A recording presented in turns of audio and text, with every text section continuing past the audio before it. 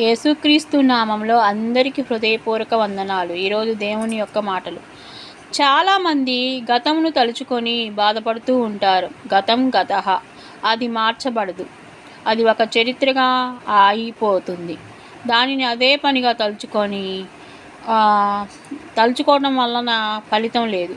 కొందరు భవిష్యత్తు గురించి అదే పనిగా ఆలోచిస్తూ ఉంటారు. తీరా చూస్తే తను ఆలోచించింది ఒక్కటే జరగదు. దీన్ని బట్టి చూస్తే గతం గురించి చింతించి సమయాన్ని వృధా చేసుకోవద్దు. భవిష్యత్తు గురించి ఆలోచించొద్దు. భవిష్యత్తు గురించి ఆలోచించినా మనం చేయగలిగేది ఏమీ లేదు. మనం అనుకున్నవి ఏమీ జరగవు. అన్నీ ఆయన అనుకున్నవే జరుగుతాయి. చాలామంది తమ అమూల్యమైన కాలంను ఈ విధంగా వృధా చేసుకుంటారు. నిన్న జరిగిపోయిన చరిత్ర రేపు అగమ్య గోచరం. రేపు ఏం జరిగిద్దో ఎవరికి తెలియదు. అదొక రహస్యం. ఈరోజే నీకు బహుమతి. ఈరోజు నువ్వు భూమి మీద ఉంటున్నావు కాబట్టి ఈరోజే నీకు బహుమతి. అందువలన ఈరోజు ఏమి చేయాలనేది బాగా ఆలోచించుకొని అడుగు ముందుకు వేయటం మంచిది.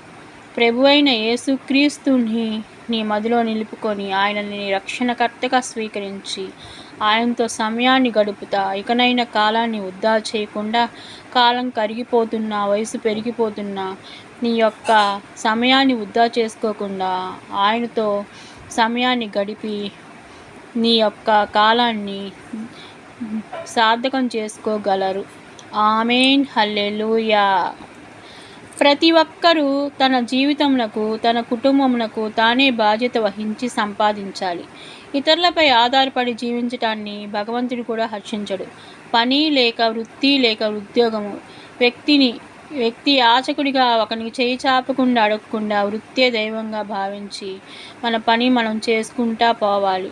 అదే పనిని దైవంగా భావించి శ్రద్ధ ఆసక్తులతో చేయాలి. అటువంటప్పుడు ఆ పనిలో నుండి దైవానుగ్రహం లభిస్తుంది.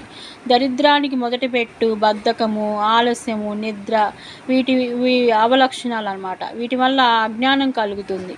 అజ్ఞానం వలన మీరు ప్రతి విషయానికి పంతాలు, పట్టింపులకు పోతారు. ఎవరో వచ్చి మనల్ని బుజ్జగించి మన జీవితానికి కావాల్సినవి సమకూరుస్తారని కలలు కంటా ఉంటారు.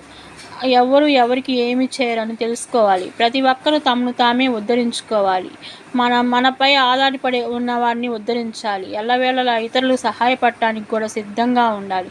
అందరితోనూ స్నేహభావంతో మెలగాలి. ఎవరి యందును శత్రుభావంతో చూడకూడదు. ప్రతి నిత్యము యేసయ్య ప్రార్థనలు చేసుకుంటా ఆయనతో సమయాన్ని గడుపుతా ముందుకు సాగిపోవాలి. ప్రభు పేట వందనాలు, శుభాలు, దైవాశీస్సులు.